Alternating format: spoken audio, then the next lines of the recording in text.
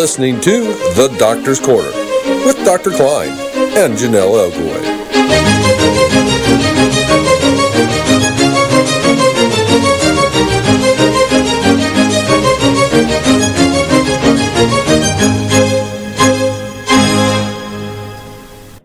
Good evening and welcome to the Doctor's Corner on Call 360 Network. I'm your co-host, Jonelle Elgaway. If you have a question tonight for Dr. Kline or our special guest, Amara, on the topic of Oregon legislation, please call in at 415-915-2291. You can also chat live with our audience on the YouTube channel Conspiracies Against Wellness livestream. And now I'd like to welcome Dr. Kline and our guest, Amara, to the Doctor's Corner. How are you both this evening? I'm just dandy. Good. And sorry about the audio tech issues here. So, Amara, we're going to start out. Can you please tell us a little bit about yourself and how you got involved with advocating for chronic pain patients? Yeah, thanks for having me on the show. I think with a lot of people and other advocates, it starts out with a personal experience. I've been a pain patient now since 2003, and I moved to Oregon in 2003, so it kind of just coincided. And then in 2005, I kind of became aware of some health conditions I had. And I'd been able to go and find a really good pain clinic about 2012 and fell in love with my doctors. They were very supportive. They actually had a lot of alternatives that they brought in. I'm on OHP, and so they kind of did it under the umbrella because at the time there were no alternatives covered under OHP. And so they did it kind of under this special situation where they didn't have to bill the patients, properly medicated for once, and my function just became really good. And I found out how great medication can be if used in the right manner. About 2 years later, they did a reconfiguration of the clinic, and they had some people come in that never treated any of these patients, and they basically handed us a taper program, everybody in the clinic, and said, good luck, you can stay with us, but you're getting taken off all your medications, any pain analgesics. And so actually I decided to convince them with research of my own and kind of became a mini lawyer at the time, doing research and whatnot. And this is back, I think, in 2014, convincing them to let me stay on as a patient with all the research I did. But I didn't want to end up staying there anyway, so I ended up contacting an old doctor who helped me find another provider. But that began my advocacy, was my experience with that. So, all right, so currently right now, can patients get medications in Oregon, pain medication? Like the rest of the country, it's bad everywhere. It's especially bad in Oregon. Doctors are overall retiring early, as was the case with my old doctor. They're being pressured not to prescribe, and insurance, I think private insurance is still covering it as far as I know. And then we've got the Medicaid issue now. Yeah. Would you talk about what is going on with this Medicaid issue and explain it to the audience? So back in 2016, we had the Oregon Opioid Guidelines Task Force, and that was run by our state epidemiologist, Katrina Hedgeberg, and they basically implemented the CDC guidelines. And in the same year, 2016, Medicaid, or the Oregon Health Plan, and Health Evidence Review Commission, which is HERC for short, did kind of their phase one, which was the back and spine lines, Note 60, which was, it was kind of like a soft implementation of what they're doing now, which is to kind of gauge how it was received, but they still allowed exceptions in certain cases, like in my case still. They have basically allowed some alternatives to be brought in, but I would say probably about 50% of the conditions of back and spine have been tapered off or reduced at this point that are on Medicaid under Note 60. Okay. Dr. Kline, did you know about what's going on in Oregon? And if you did, when did you start hearing about that? Yeah, it was a couple of months ago when Amara, emailed me because I used to live in Oregon. And when I lived in Oregon, I lived there for 10 years, and it's where I got my PhD at the University of Oregon in Eugene. And, I really liked living in Oregon because I felt like they had a humane government. And, it was a little bit liberal and at times a little conservative, and it was a nice balance.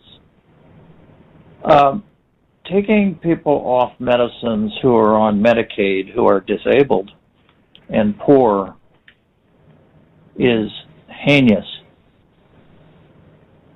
Yes. That's destroying human life, either functional life or real life. The number of suicides is increasing every month. And for people with painful disease, for which the only treatment is pain medicine, to take them off against their will is just unbelievable. Yeah, that I agree. a government in Oregon, a state that has a wonderful reputation, would even consider such a thing is beyond belief. Why do you think they decided to try it in Oregon first? Does anybody know?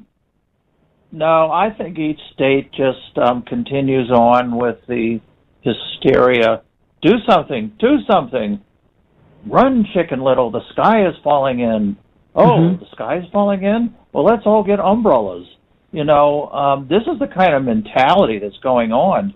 And where are the lawyers? For God's sake, you can't take people on Medicaid off medicine. Well, how about the people that are, that are disabled? This is a protected class issue. You can't discriminate against people because they're on Medicaid. It would be it'd be as bad, but they could just ban medicines for everybody in the state. At least that would not be discriminatory. Yeah. You can't take a group of people and discriminate against them in their health care and pull their health care? Good Lord. Is the governor signed off on this plan? I don't know. I mean, it's hard to imagine, but if she's signed off on the plan, then she's responsible. Well, who is above HERC? Do you know? Yeah, and kind of how this all played out with the back in Spine Lines Note 60 is when I first became aware, and I started doing my testimony. So under Health Evidence Review Commission, there's little compartments of things like the Oregon Pain Management Commission. There's a palliative care, actually, commission as well. And then we have subcommittees under HERC, and under those, they either deal with what's on the prioritized list or what's not on the prioritized list, or if it's a special issue or complex issue, such as chronic pain, they may do an ad hoc task force. And for some reason, I'm not sure why, actually I have some ideas why, they put this chronic pain task force under the value-based benefits subcommittee, which makes it less, the rules a little less, or more loose, the rules. Evidence doesn't have to be quite as proven. And then above HERC, Health Evidence Review Commission, which was basically created by the Oregon Health Authority in 2011 to be in charge of the Oregon Health Plan, what's covered and not covered. Who's above the Oregon Health Plan is our governor. Okay, so the governor is aware of all this. Yeah, and has to sign off on it, I guess. Has the Oregon Medical Society been involved? I know that the Oregon Medical Association even promotes some of the anti-opioid groups on their webpage, which is concerning. Oh, dear.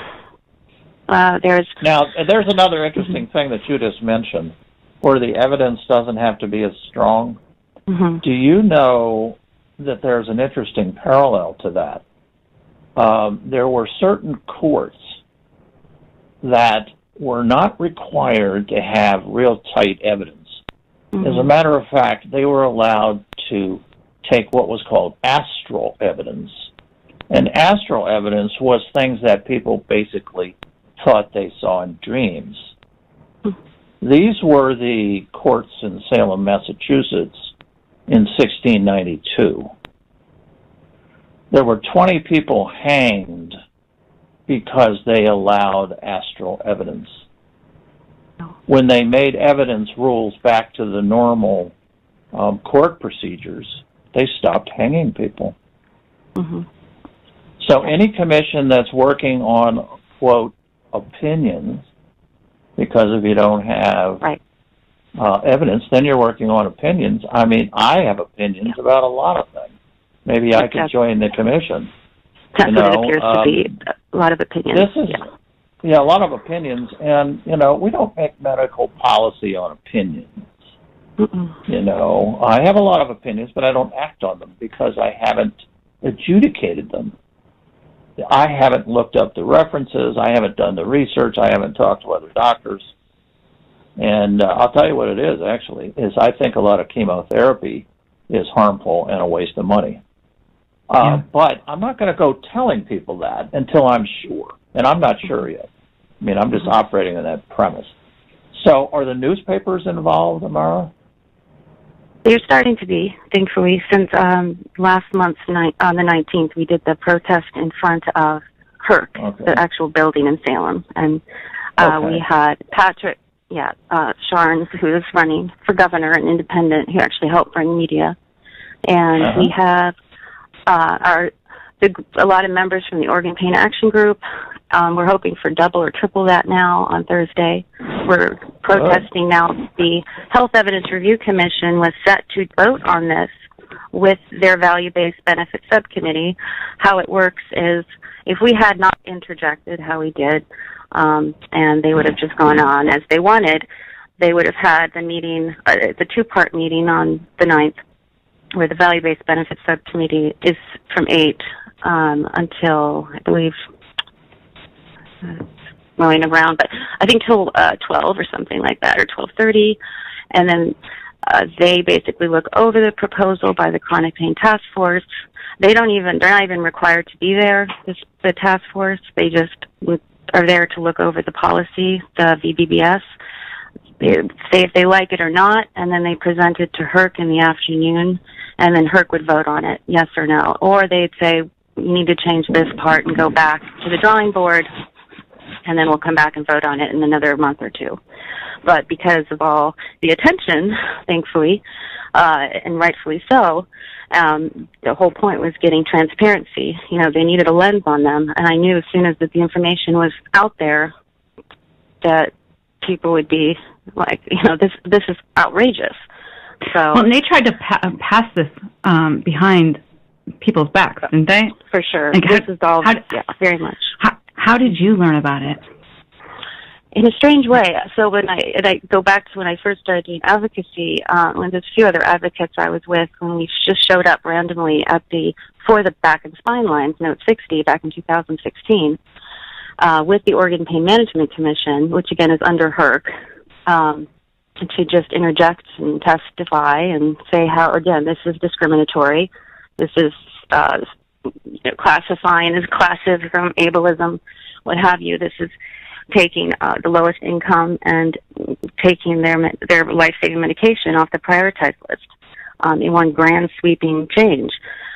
So, and at that time they had said they promised they would allow exceptions, which is another story I'll tell sometime. But so they're required to have a patient representative. There's a lady that presents herself as a patient representative, and I had kept her number and name in my phone. And so a few months back, when actually myself and a few other advocates had learned about Governor Kate Brown's opioid epidemic task force, I had decided to, that's what we focused on first, actually, and then decided to focus on this one once we learned about what was going on. I contacted this lady to find out if there was anything we could, utilize the Organ Pain Management Commission to help us. Like, there was not any pain representative on the governor's task force. And she kind of just on the side told me she was on this new chronic pain task force with HERC. She was not very forthcoming with the information, which of course made me want to go investigate.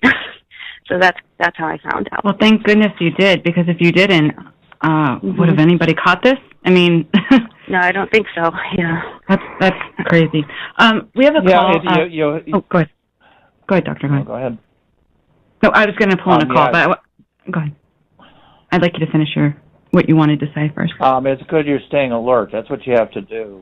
In Massachusetts, Lauren DeLuca did the same thing, and she got the worst part of the law defeated, which was basically to hustle all the teenagers out into the country and lock them up, on drug charges. Really just awful stuff going on in the country, and the only thing we can do is fight back. Being black in the 1960s and 50s was a horrible thing. And you know what? We're all going through the same thing. Now it's everybody who's being cut off. But go ahead with the call. Okay. Caller from area code 502. What is your name and what's your question? This is a footnote. I just got a 6-page regulation markup from Arkansas where they're going to 50 MMEs. So they can't do that. That's nullification. This state cannot. Medical Practice Act authorizes and goes. This is a regulation markup that I got in the web. Got sent to me on the web tonight. So there's other states going down this similar path. No, they can't. You cannot nullify a federal law. The federal law established the FDA. The FDA establishes guidelines for all prescription drugs. There is no cutoff on any opioid medicine approved by the FDA. A state cannot override a federal law. They are attempting to override the federal law that established the FDA. That's called nullification. But you mentioned earlier where are the attorneys? Yeah. Where is the ACLU? Yeah. It's a situation where some legal authorities have stated that the civil asset forfeiture law is unconstitutional, but as long as it's on the books and not being challenged, they can use it. No, that's true, but it is being challenged. Now, the other thing you can do, for everybody listening, you can download the actual report from the FDA that says you cannot have a cutoff of any kind because there's no proof that more deaths don't occur below the cutoff as above the cutoff. And it's a public document.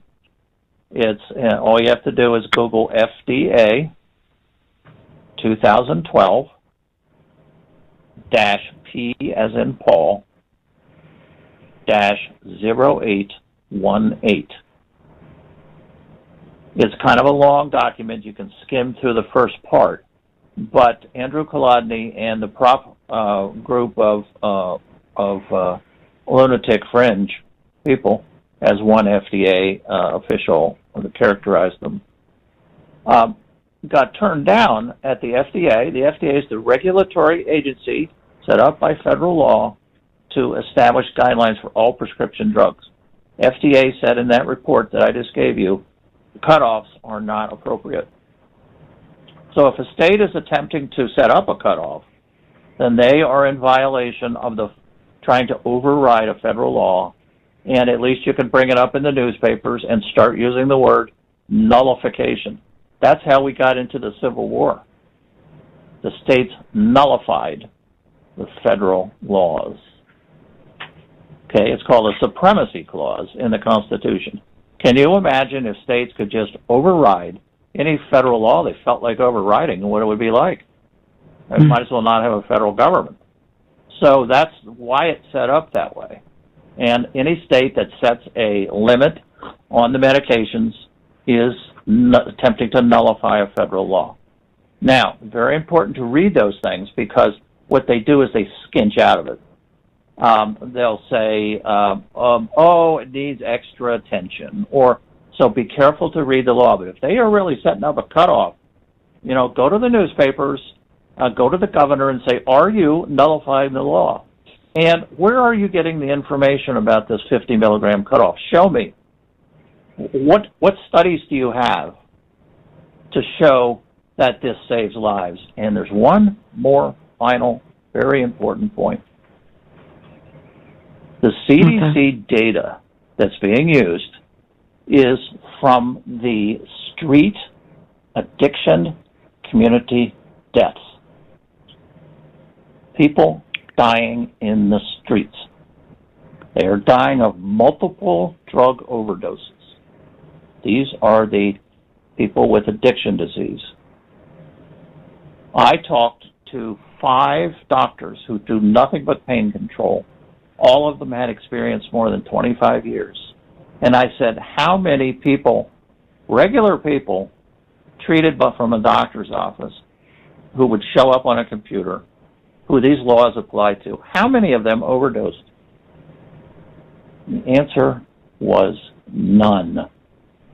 Wow. There has not been a case of an overdose recorded in any standard medical practice. Yes, a few people committed suicide, but that's different. And I have reviewed the literature over the past year. There is no study to show that non-addicted people are dying of an overdose. Therefore, there is no reason to put any restrictions on the medications.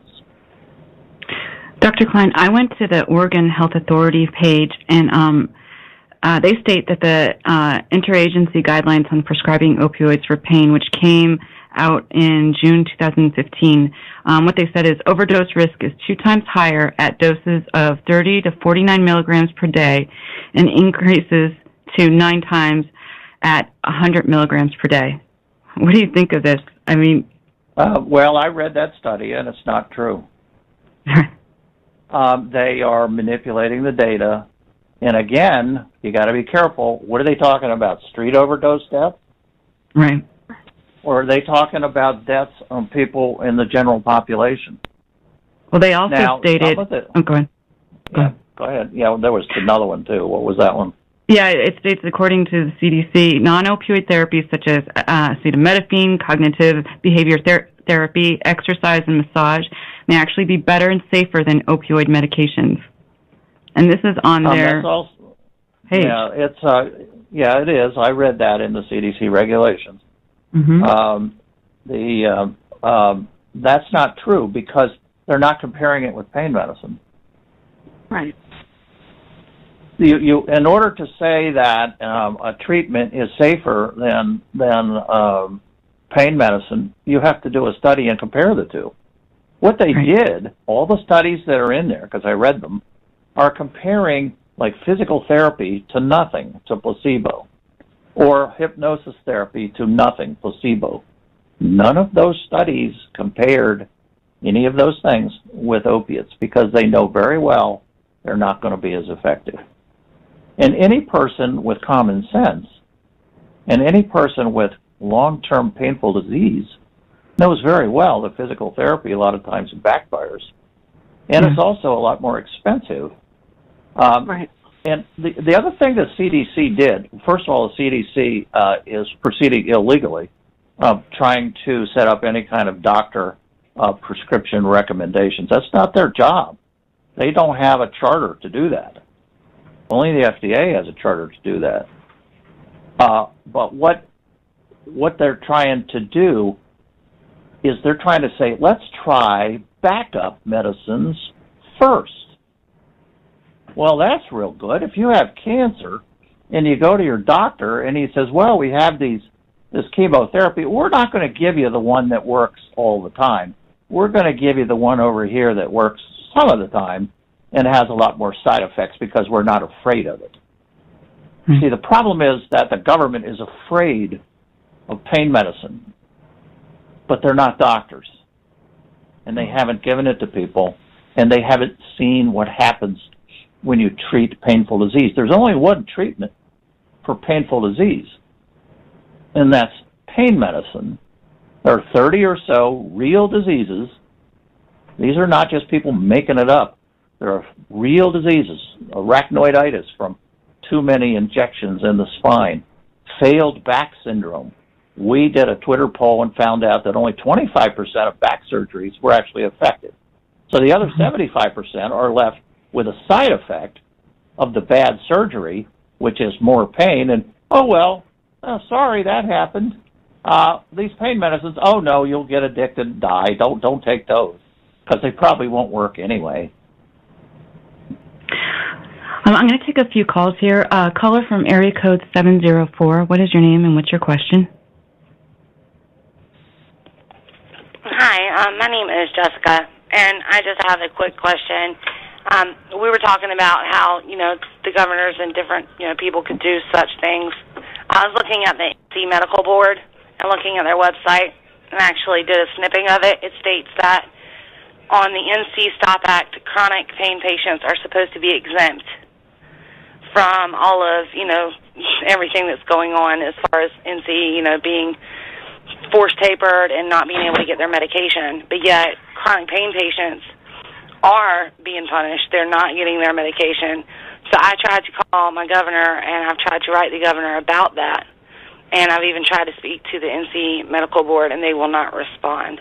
What do you do in a situation like that to bring light to the situation so we don't have the same thing that's going on with Oregon here? Because, we definitely have a governor who's going hardcore. Well, you have to get more people like Amara's doing. You can't do it alone because they think you're a crackpot. But you have to go in there with take 5 or 6 people. That's even better than one, a lot better than one. Palliative care. That's good you brought that up, because palliative care is exempted in Oregon, which means if you're under palliative care or have palliative care diagnosis, you're exempted from all the stuff that they're talking about. So the law in Oregon protects people who are palliative care. What's palliative care? Simple. You have a disease that has no treatment. That's virtually all people with painful disease. If there's a potential that your lifespan can be shortened, lying around on the couch isn't very healthy. Having your blood pressure shoot up because you have untreated pain, you can't sleep at night, so now you got sleep deprivation syndrome and psychiatric side effects. All of those might considerably shorten your life. And the third criteria is that treatment of the symptom that's bothersome is likely to improve your life. Now, that might be a person who has terrible diarrhea all the time from their GI disease that can't be cured. Could be a person with COPD, is coughing all the time, or a person in pain. So you relieve the symptoms. That's what palliative care status is. It can be established by any doctor. It's a diagnosis based on those 3 criteria. There are no set criteria anywhere. The legislature, playing doctor, fortunately put that in there, but then didn't define what it is. But that's what it is. It's taking care of somebody that has an incurable disease. So basically in Oregon, everybody with incurable disease that fits that definition is protected by the law. So that anybody that attempts, including the state, to reduce the medicine for people with palliative care exemption is a violation of the law. I do have a question, actually, for Dr. Kline on that subject for Oregon. Sure. Shoot.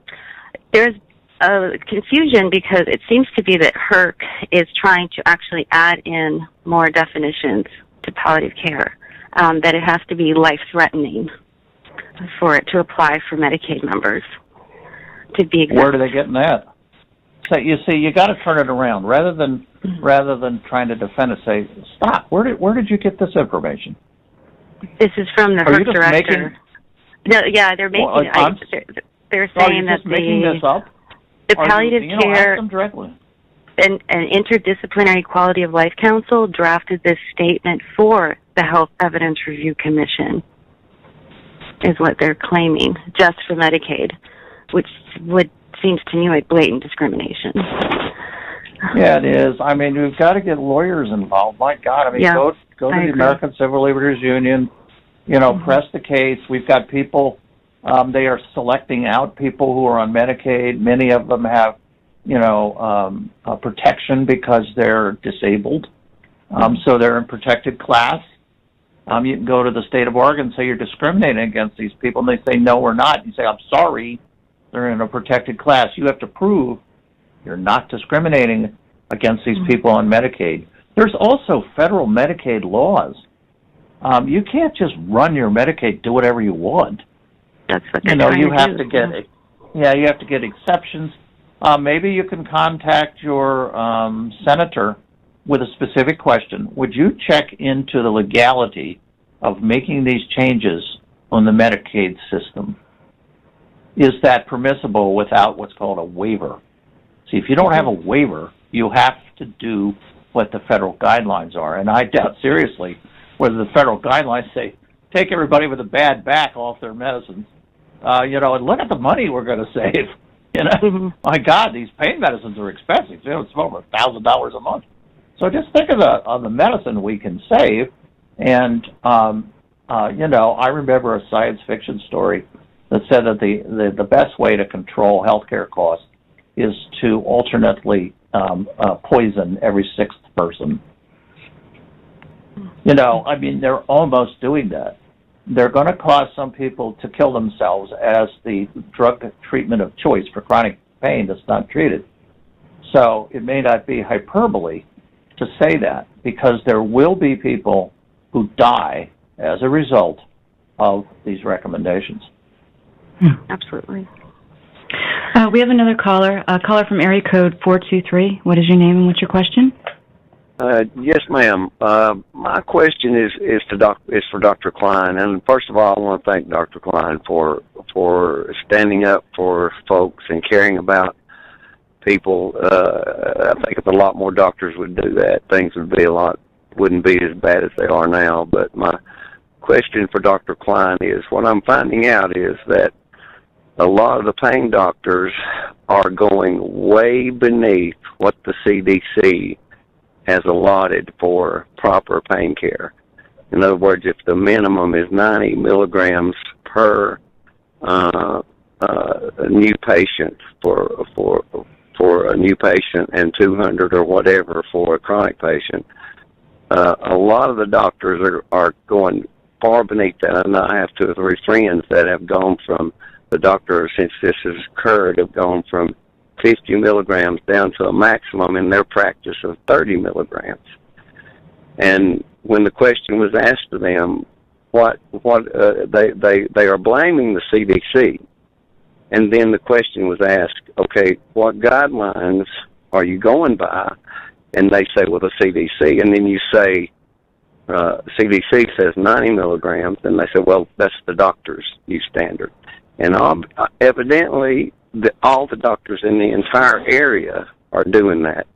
And so I wonder if those things should not be reported to the CDC, or is the CDC aware of it? Well, that's a very good point. If everybody wants to find out about the 90 milligrams, I wrote a little paper that's in the words of the CDC officials. And basically the 90 milligram is only for the first time that you use the medicine. Other than that, it's all optional, and you can do this if you want. So you can find that by Googling the word medium, like medium size, medium. Middle word is Houry, Houry. That's the doctor that made these statements, Houry. And then Kline, Kline. If you Google that, you'll get a document that I wrote, which basically is in their own words. There is no 90 milligram cutoff at the CDC, only a suggestion for first use, not for chronic use. And it's very hard to read the CDC regulations. It took me 3 months because it's 50 single-spaced pages. And based on looking at their supporting references, reading it carefully, checking up on some other references, I've decided that the 90 milligram cutoff, even for first use, is made up. It's fabricated. Period. So what should he do? What should he do? Okay, he should look up the CDC, the Scientific Advisory Committee. In other words, go on the web and find out who. Well, I got a better idea. The CDC actually reports to the Surgeon General. The Surgeon General is their boss. So should we be talking to him? You should be talking to the Surgeon General's office. I would put in complaints to the Surgeon General. Now, the Surgeon General so far has made fairly neutral statements. He's certainly not an anti-opiate pain medicine person. So, I mean, he's the boss.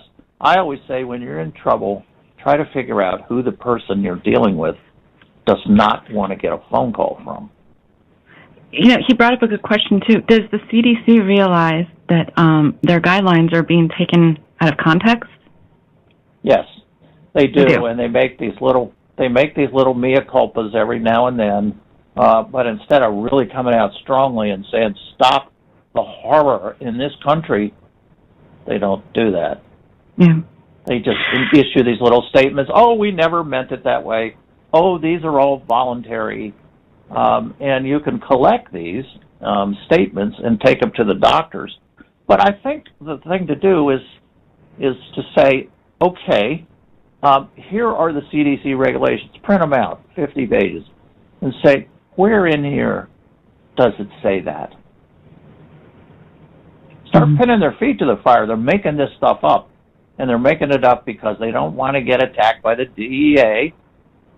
The DEA is now snooping around pharmacies looking for patients that are only getting pain medicine. See, that's the new red flag.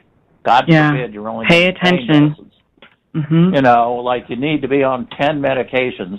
Oh, that's okay. But if you're only on 2 pain pills, probably a doper. So does that mean now, like if I go to a pain management doctor, not only do I have to be prescribed pain medication, but I have to be prescribed an antibiotic or something? Like so? That'll so the DEA won't become suspicious. We're in an era now of red flagging people. It was kind of like during the communist era, the 1950s, and Joe McCarthy. Did you go to a party where there were communists? You're a communist. There was a song at the time, if your mommy is a commie, then you got to turn her in. That's exactly what's going on now. People are so frightened of opiates turning people into dope fiends that they are just losing it. And they're trying to pass laws like they are in Oregon, which if you flew in here from Mars, oh my God, what are you doing? What are you doing? You know how the McCarthy hearings ended? Somebody finally stood up and said, Senator, do you have no compassion or no shame? Senator, do you have no shame? And that's kind of what we need to do with public officials and what they're doing. I agree. See, they can't even identify the problem. What's the problem? Overdoses. Wait a minute. That's only in the addiction community. Oh, people becoming addicted. No, you're not going to become addicted. There's not a single case report of a person becoming addicted who's been on the medicine longer than a month. Because if you were on it a month and you were addicted, you'd be out in the streets. You doctors don't give enough medicine for people with addiction disease. You can't become addicted. Go ahead. If this bill passes, what does that mean? Like, not only for the Medicaid patients in Oregon, but what does it mean for patients in the U.S. needing pain medication for acute issues and long-term problems? What will happen? Well, I would go to the Chamber of Commerce, and I would say to them, you know, the same thing is going to happen to you that happened in North Carolina with their bathroom law. You start spreading the word around that nobody who comes to Oregon is going to be treated with pain medicine, and people will just go somewhere else. So that's an avenue of approach. You know, which, by the way, Chamber of Commerce involved. Yeah. I've talked to some people, and they're already doing it. In fact, this one lady, I'm trying to get her to come on. She lives in Oregon. She has like 9 different major incurable diseases, and they've cut her pain medications off all the way and her insulin. Oh my God. Yeah. Oh my Yeah, God. it's really bad. It's And they're already doing it? Well, like Yeah, I said, there's the Note 60, but I don't know her specific conditions, but like I think 50% of Medicaid with back issues have probably been tapered down or off because of this Note 60. Some doctors say they won't do exceptions. Some doctors push for their patients and still make them work. But that's all going to change. I mean, it feels like gastroparesis, arachniditis. Mm-hmm. You know what I mean? Like right. major stuff. It could be, yeah, from someone pulling their back out to someone with arachniditis. I mean, there's no, it's all, or one. Yeah, one in nothing, other words, you know? Mara, okay, Mm-hmm. again, fight back. Say, what back issues are you talking about? Are you talking about the failed back syndromes after surgery? Are you talking about arachnoiditis? Are you talking about... Well, you can't, in other words, start turning it around. Show me what's going on. Because, see, they just get away with murder. They just make these statements and then say, well, with respect, Your Honor, Your Highship, where can I look this up? What you're saying. And those two studies they quoted, by the way, you need to go to those studies and you need to find out what references they're talking about. I actually did. I requested all the studies they used for the Chronic Pain Task Force. And I can help you go over those, and then we can rebut those, because I think I've seen most all these studies. And the FDA said, the FDA said, hey, I see these studies that you're giving me, and I'm sorry, they don't work. The one thing about the FDA, they got some real powerful scientists there, because they have to approve new medicines. I mean, this is not Mickey Mouse business, This is not tracking Zika virus. This is approving new medicines. You want to be sure you aren't going to kill people with them. So and I've talked to some of their consultants, and let me tell you, they're real high-powered. They're all at these academic centers, So, when the FDA scientists rule on something, you listen. And they basically said cutoffs do not apply. At the CDC, actually, in the guidelines, if you can manage to get through them, at one point it says, do not take people off unnecessarily because it may be a medical legal issue. And this whole Chronic Pain Task Force, I mean half of their discussions through their 9 months of meeting is how to force taper as fast as they can. That is not in the CDC guidelines. In other words, you could just go in there, make a 50-page copy and go in there and say, I'm sorry, where is it that says here about this forced tapering? And I'll tell you something, that is clearly not in there. And as a matter of fact, tapering isn't even in there. They bring it up, but they always say, you taper off the medicine if it's not working.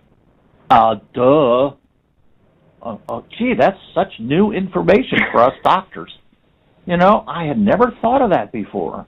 If I'm treating somebody with a medicine that's not working, maybe I should stop it. I'm glad they told me this. My God, all these years that I've kept people on medicines that weren't working. Well, that's what they say about opiates. And by the way, it's not just opiates. We need to use the word narcotic, because fentanyl, methadone, tramadol are not opiates. See, they don't know what they're talking about. You need to use the word narcotic. That covers all the drug medicines. And if the CDC had used the word narcotic, they wouldn't have to report their data like this. There were 16 deaths from opiates minus the methadone, but plus the fentanyl and not tramadol. I mean, that's, if you read their reports, that's what they say, You can tell they're playing. Opioid's not even a word. No, opioid.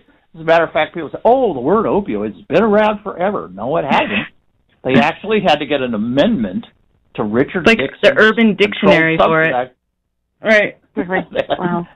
They had to get it inserted into law so they could use it in Richard Nixon's Controlled Substance Act. It's an opiate or a narcotic, or the best word is pain medicine, because there's only one other pain medicine. It's Tylenol. Believe it or not, of all the medicines we have, that's it.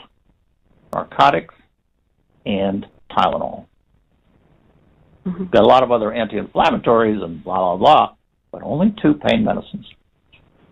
So, Amara, if this passes through, what are they suggesting is the alternatives? What should somebody with an incurable disease go to? That's a good question.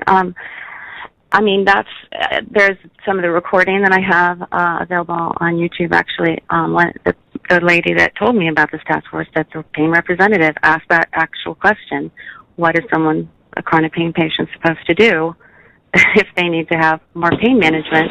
And their response to her was cognitive behavioral therapy and acupuncture and aquatherapy and mindfulness. Well, then you say, and do you have studies to show that those are as effective as opiate pain medicine? I would have said that if I was the pain representative, but she did not. No. Are you going to be able to do that? Yeah. And that's what I think we've gotten hundreds of comments sent in regarding this. We have open letters from amazing professionals.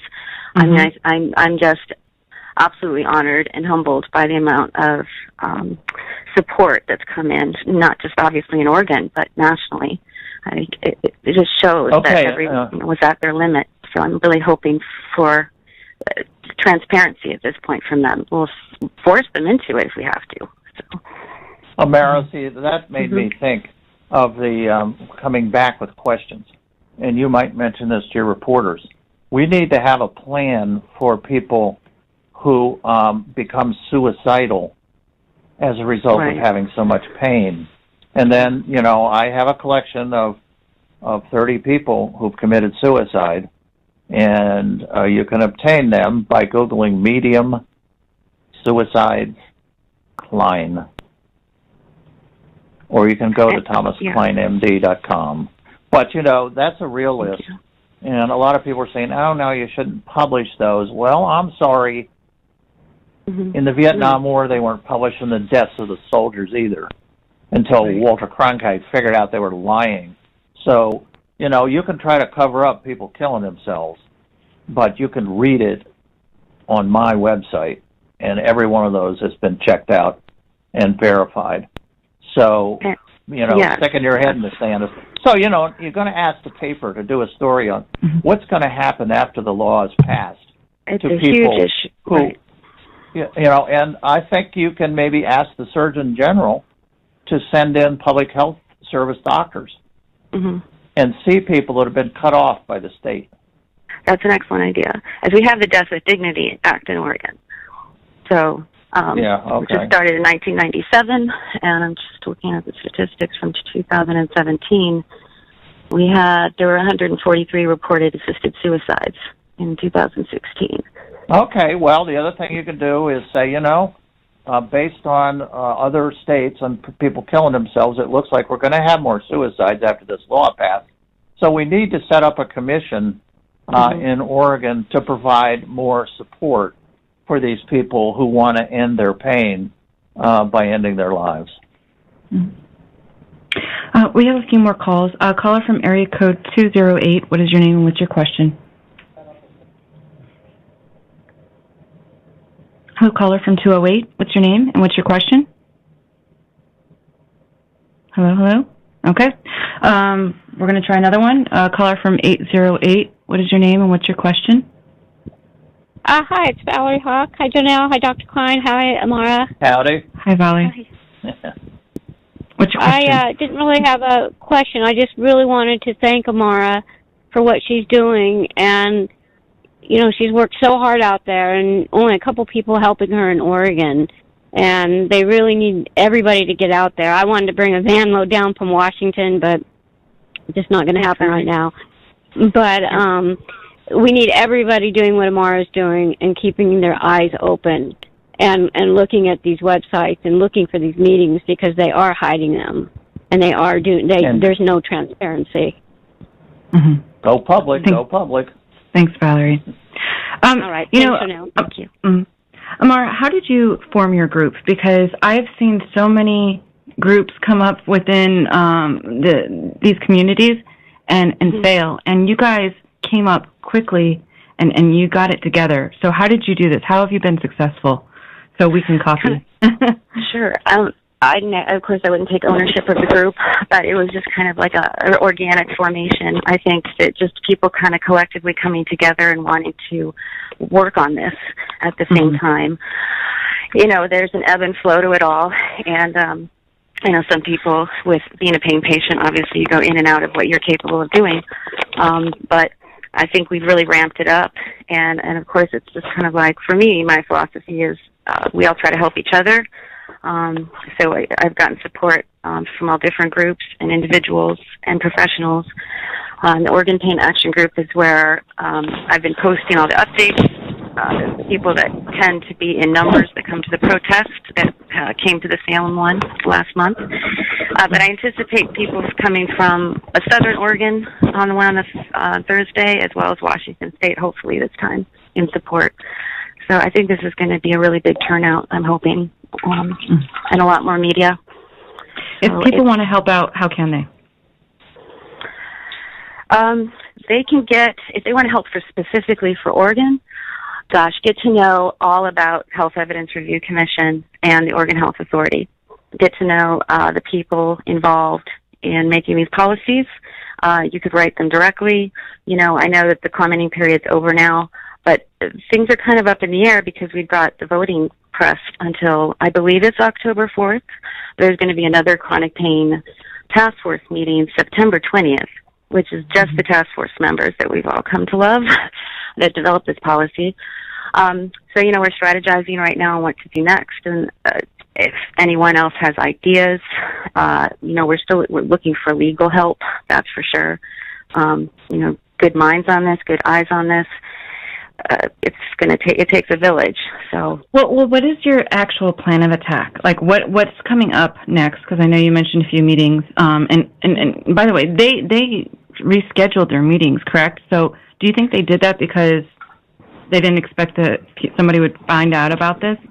And well, I guess they technically didn't reschedule their meetings. They just kept the one on. It would always been on the 9th. As the VBBS and the HERC meeting was always set on the 9th, but that was going to be the meeting they officially voted on the policy. The Chronic Pain Task Force was officially done with their meetings. And so on the 20th, the Chronic Pain Task Force, September 20th, that was something that they added in just recently, and like in the last week. So that was kind of unforeseen. And then in October, there's going to be another edition of the VBBS and the HERC voting on it, apparently. So we have, we have some time. We bought ourselves some time. Okay. And that was the whole point of doing the protest. You're doing great. You know, hang in there. I just visited the Harriet Tubman Center in Maryland, and I didn't know that in addition to smuggling slaves out of Maryland, she led an attack by the Union soldiers on several plantations where they held slaves. She led the attack. You know, and so hang in there. And remember, the governor has to sign off on this. So that needs to be mentioned in your stories. The governor needs to sign off on this. And one last little suggestion, when people are talking about being in chronic pain, it's better to mention your disease. A lot of people think chronic pain is just made up. In other words, say, I have arachnoiditis as my painful disease, and use the word painful disease. I'm finding out that the folks on the street really do think that all this is just made up. It's in their head. And really? Unbelievable. Some prominent prop member actually just recently said that, it's all in their head. Wow. Well. Well, I just go ahead. I'm sorry. Yeah. Well, I'm going to wrap up here, but I wanted to give you guys both, time to say anything else that we might have missed. So, Amara, do you have anything else that you wanted to talk about before we get going here? Oh, I mean, I totally agree with Dr. Kline, and that I think a great focus of this would be for Oregonians to really bombard our governor with insight into what it is to be someone with painful conditions, things that don't get better, chronic illness, things that affect our lives greatly forever. And, not just for patients, but for loved ones and family members and children. It needs to go outstretched besides the patients who are, tired and that, don't have the energy for all of this sometimes. So we need some good, healthy bodies involved in this fight, too. And people in the future. This is involving everybody in the future. If somebody has a teenager who develops lupus and gets horribly painful diseases, what's going to happen to them? Well, I will sign off by saying to you, Amara, give them hell, Harriet. Thank you. Will do. And thank you. You're doing amazing. And if you need anything, please let us know, because I would love to be able to help in any way possible. So. Thanks. Yeah, and send me any articles that you need reviewing. Okay. Wonderful. Thanks, guys. All right. All right. Bye-bye. Well, thank you, Dr. Kline and Amara, for joining us this evening on the Doctor's Corner. Tomorrow night on Con Nation, Claudia Morandi will be our guest. She is the founder of Don't Punish Pain National Rallies, which is coming up this September nationwide. And I wanted to thank you, Con Nation, for joining us on another Tuesday evening here at the Doctor's Corner. I'm Jonelle Ogwe, signing off for the evening. Have a great night. You've been listening to The Doctor's Corner with Dr. Kline and Jonelle Ogwe. Copyright 2018 by EXG LLC. All rights reserved.